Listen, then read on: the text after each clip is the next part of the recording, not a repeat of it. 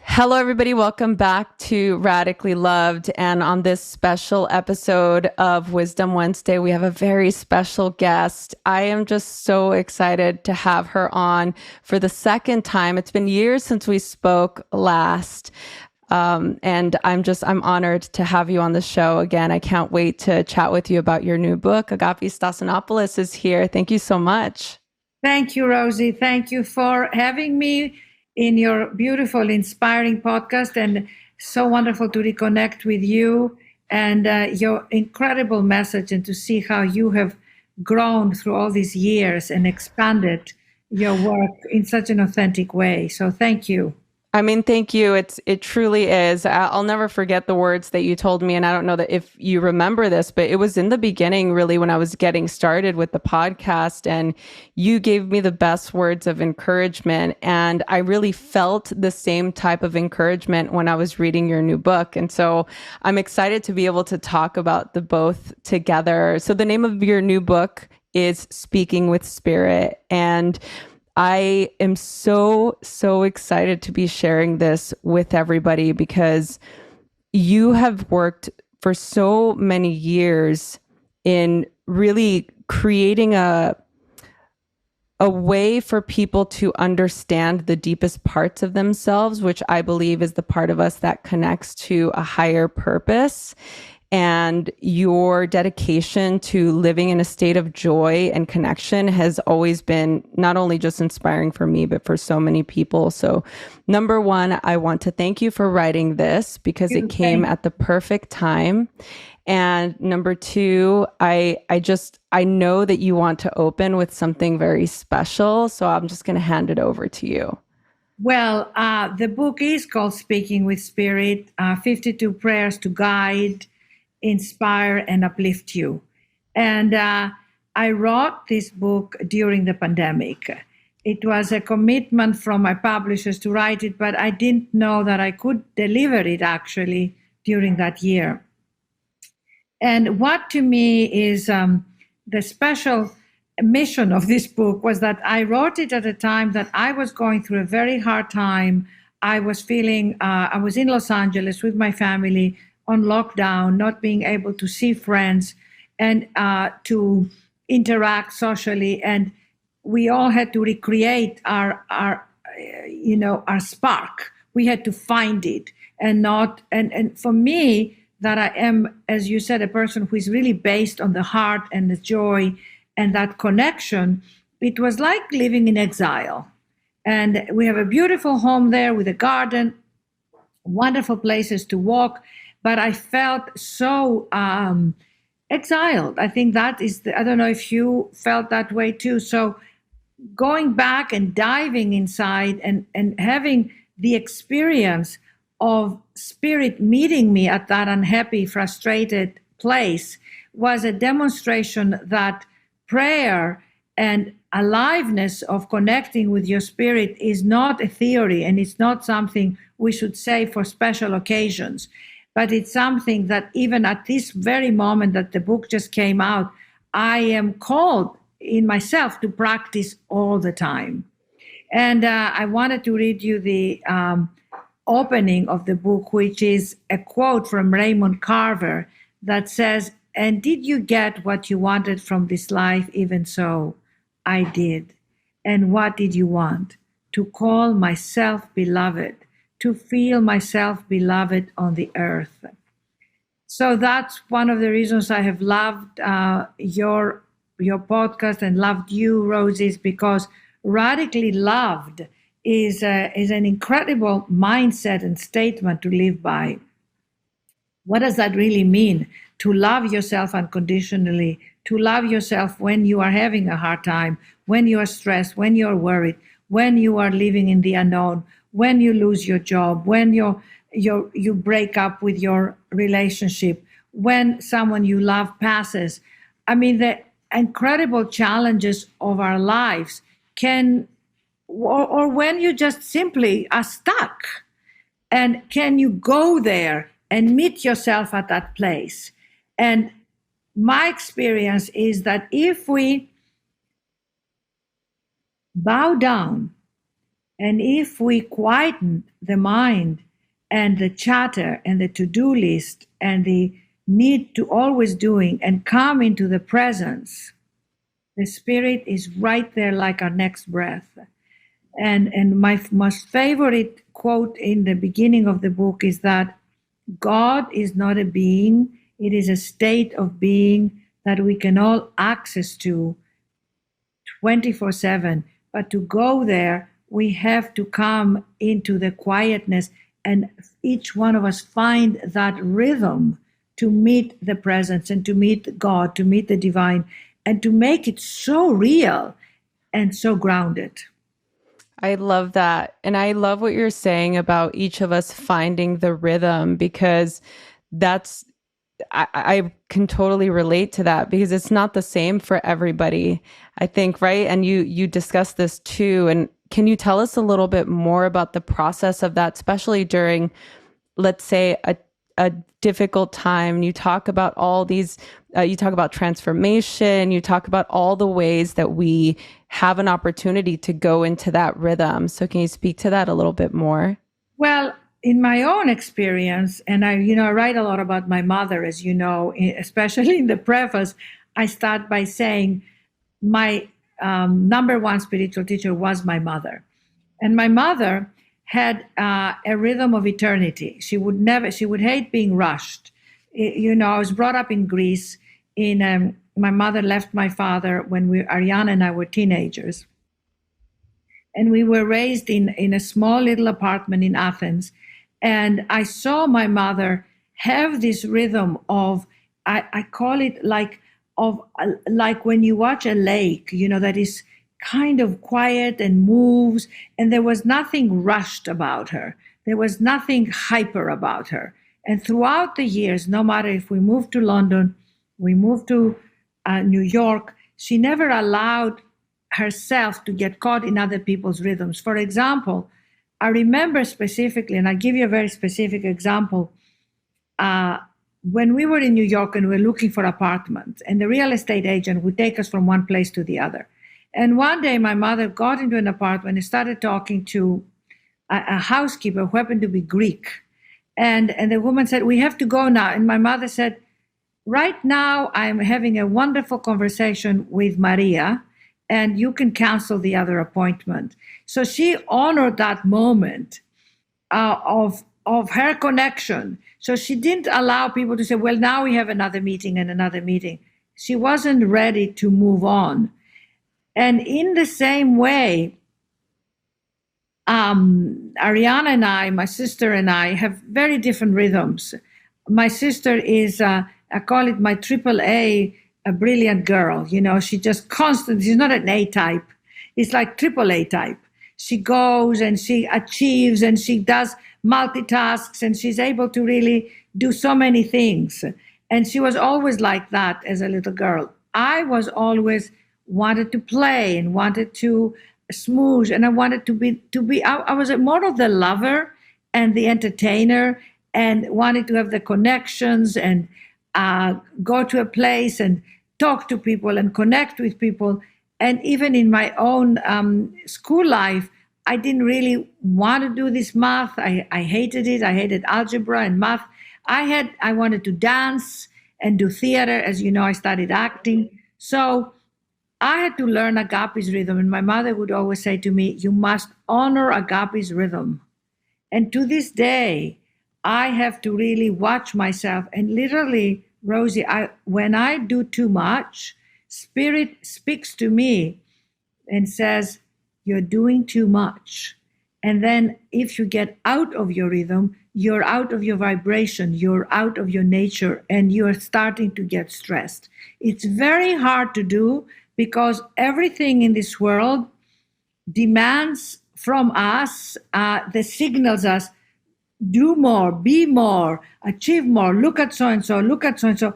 So to disconnect from all that and to return to you, to return to your heart and to honor yourself takes such courage and such strength. And I wrote this book because I wanted to give people permission to open up the gate, to say, you are loved exactly as you are.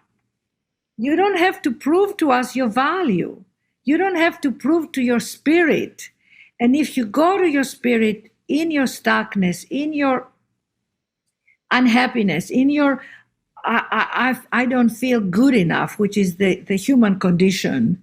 I don't feel I'm doing enough, and it's right runs like an undercurrent in the river. You know, it's just like it depletes our energies. And if you go to that and you go, help me overcome that voice, and you stop, Rosie, you got to stop to get to the spirit. You got to stop and ask and listen. You know, Yes. there's this great story. I love it. God, actually, it's one of my favorite quotes in the book, where there was a beautiful monk, and they went into a retreat. And as a monk, he wanted to serve God, and he said, "But God, what can I do to serve you more? What can I do to serve you more?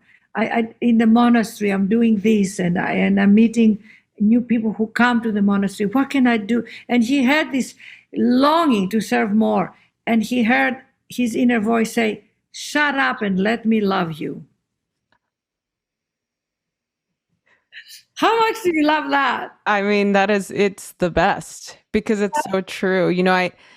I love what you're saying. And I think that most of the time we might get stuck in the I'm not enoughness. Like you were saying, we get into that rhythm, that frequency, maybe because it's something that is consistently playing in our mind. And I love what you're saying about stopping. And I love that experience with your mom of just being in the present and just focusing and just saying, I'm going to be fully here because this is where I can fully feel joy and connection. Exactly, exactly. And I'm not going to betray this moment, Oh, because we betray the moments and then we go to bed and we're empty and bereft and depleted. And then we go into our phones to get some stimulation. Listen, I'm exactly the same. I go into these phones to get the entertainment, to get the stimulation, to get the new, not the news so much, but the feeds, and say, oh, I want to look at this and get my joy. But why not turn this off and listen, and then pick up a book and read to yourself loud, or play a piece of music that you love. I've been playing a lot, The Prayer by Andrea Bocelli and Celine Dion. And you hear that, and it's like your heart just opens up. And I play music that lifts me, or where I was making myself up and getting ready for you, I was playing a Senorita, I was playing Move This Body. I was playing Tonight's the Night. I was playing songs that I love that lift me. yeah. But this is a practice, right? To be able to go into this rhythm and to be able to go into this space.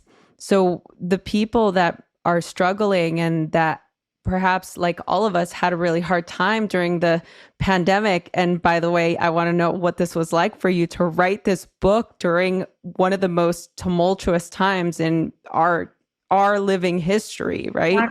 Exactly. Um, yeah, like how are the people that are struggling right now able to get out of that rhythm and come into this awareness, this awakened moment? Yes. What comes to mind, and I'll tell you how I wrote the book. I want to encourage anybody who is listening right now, please pick up a pen and get a journal or a spiral notebook. It doesn't matter what it is. Write down your prayers. And somebody said to me, it's very vulnerable to write down your prayers. It's very vulnerable to speak your prayers too. When we were little kids, we take and say, thank you, God, for today. But now, and help me sleep better, my soul. What is that beautiful prayer that little kids say? Help my soul. And if I die, take my soul. I don't know. Remember Yeah. that? Oh, now if I die before I wake, I pray the Lord my soul to take. Take, Now I lay exactly. me down to sleep. Yeah, that one, that prayer. I didn't have it in Greece, but that's the prayer.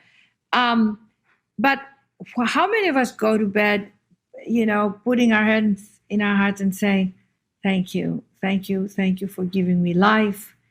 Thank you for everything in my life. And let me awaken renewed and recharged, renewing my enthusiasm and finding solutions to my difficulties and my problems. And just saying all these things, it just starts to wire the brain into a mindset that you're not alone.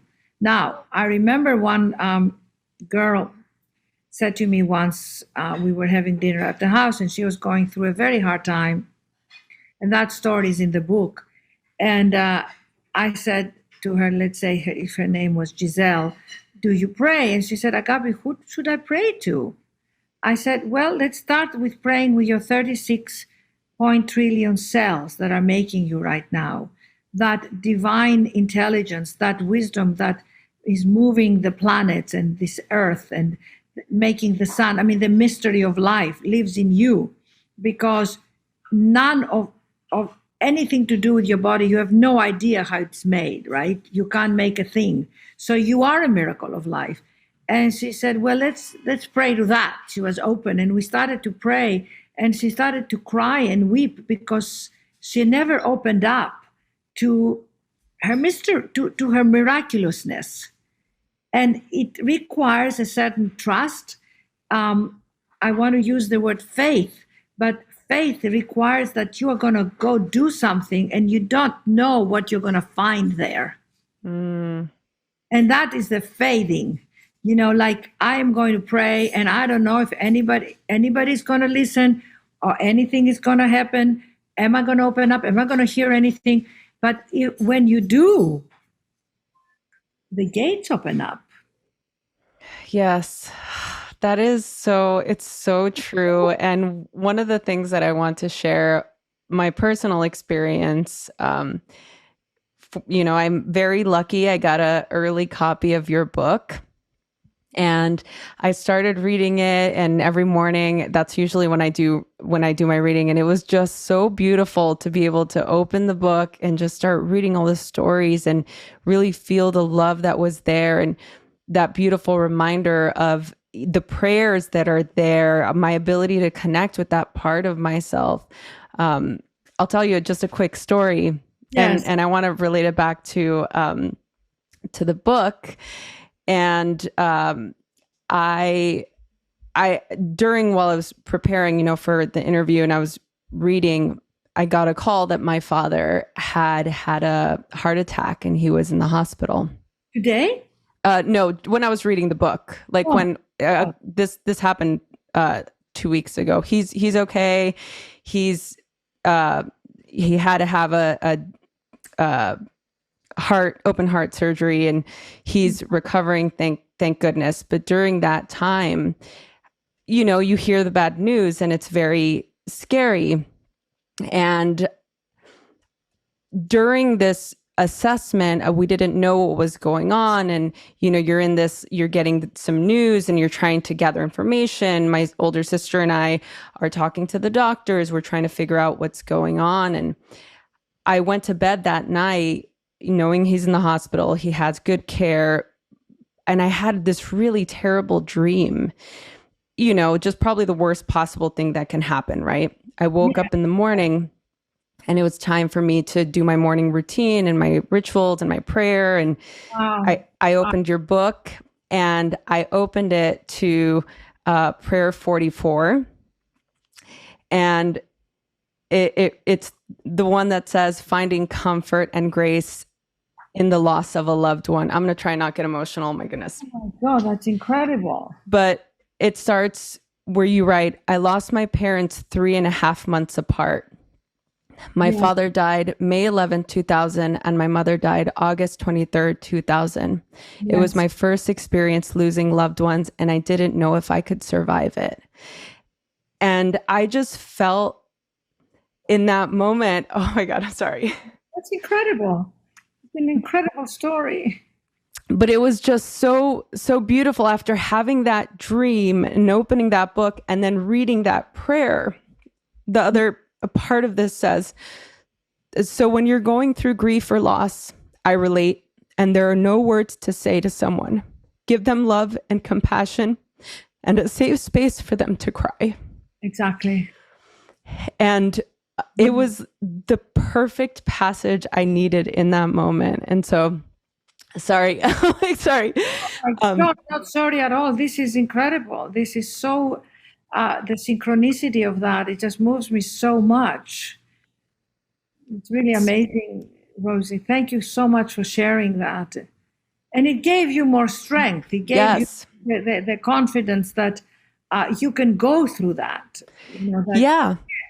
And just knowing that there is, so many people out there that I'm sure can relate to this, but the point was that just having the privilege of reading your words to comfort me, and I'm sure millions of others that are going to read this book, it made me feel that rhythm that you're talking about. It just gave me that comfort. It wasn't anybody saying, oh, it's going to be okay. It was somebody saying, I see you, I feel you. Exactly. And the thing is, one second, we pause for 1 minute. I need to take care of something, Yes. Rosie. Thank you. And Rosie, what you describe in the moment of shock that you hear the news that your father was taken into the hospital in a heart attack, and you don't know, are you facing life and death right there and then? That's where you need that spirit to come in and hold your hand. And the more practice we have of that, and we need each other. Because for me, it's like if you said to me, what is the thing that you would want people to know more than anything from my life and from this book and from anything, is that we're not alone. And I think people teach us that because we reach inside to the spirit, which is invisible, but it is through each other that we know that. So the more we learn to ask and receive, and the more we learn that we're not alone, the more we can pass that on. And I know from your experience in your life and how you've had this journey, you've realized that you are not alone, that you've overcome within and without. Yeah.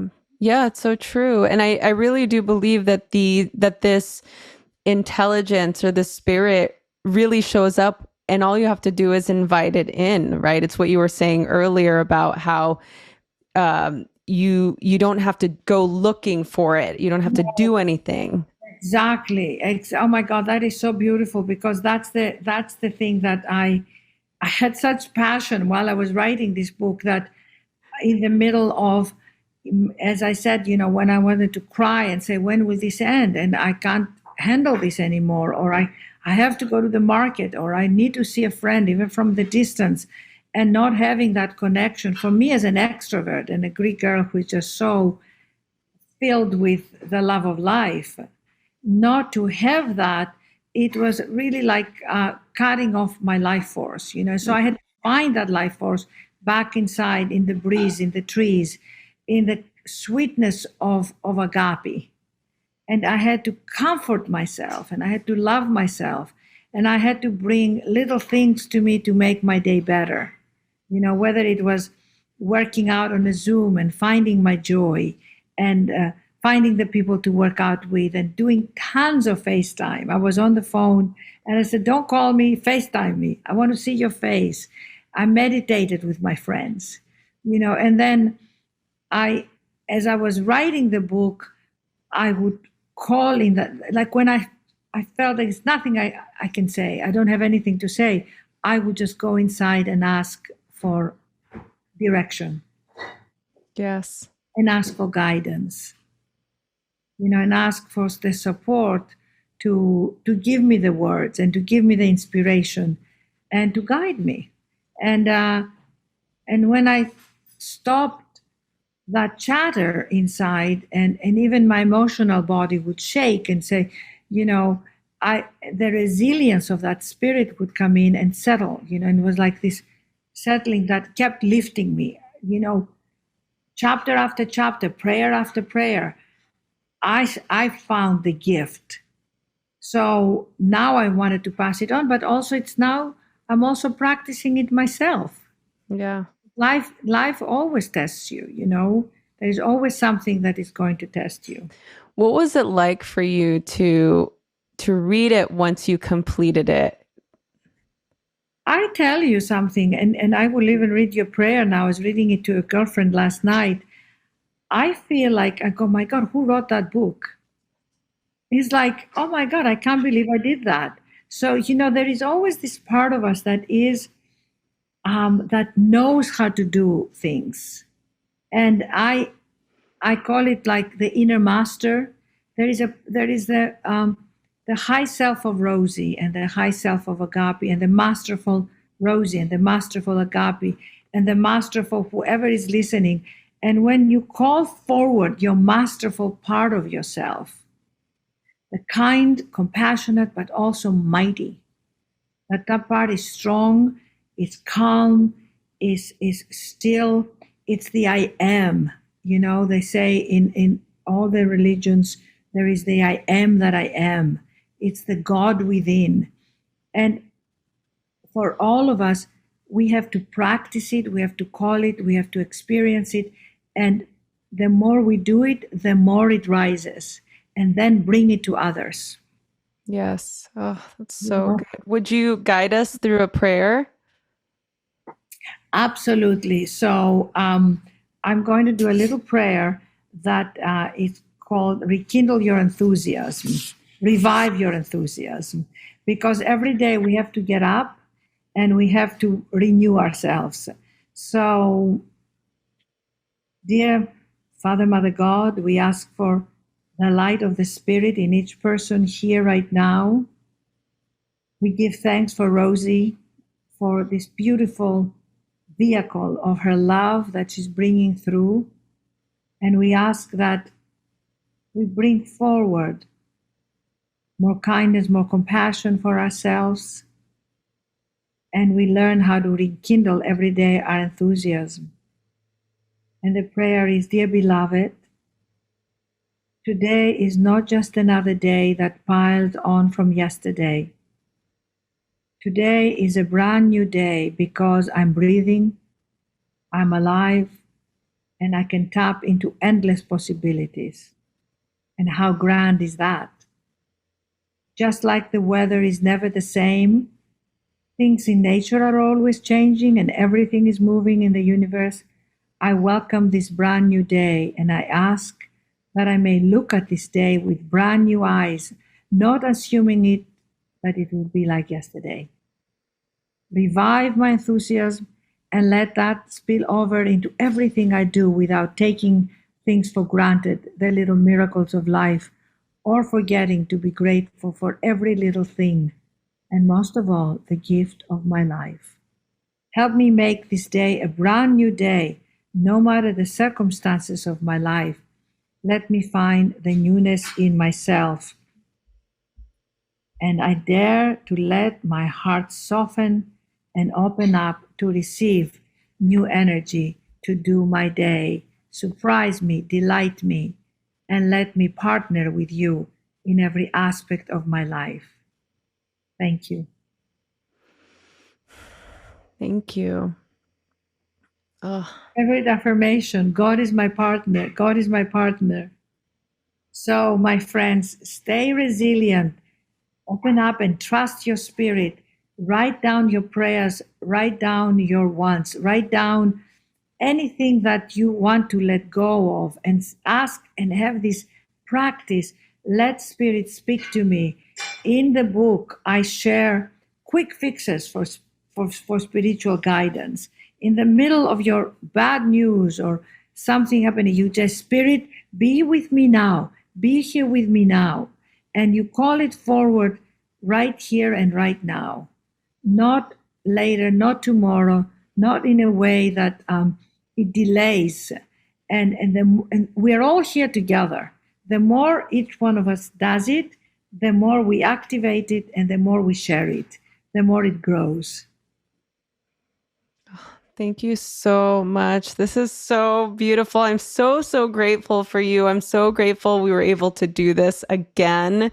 And I am excited for everybody to get this book now. The name of the book is called Speaking with Spirit, 52 Prayers to Guide, Inspire, and Uplift You.